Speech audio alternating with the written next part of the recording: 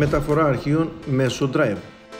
Ανοίγουμε το Google, πάνω δεξιά της οθόνης, αριστερά από το εικονίδιο του λογαριασμού μας, πατώντας εκεί πάνω, ψάχνουμε το εικονίδιο Drive.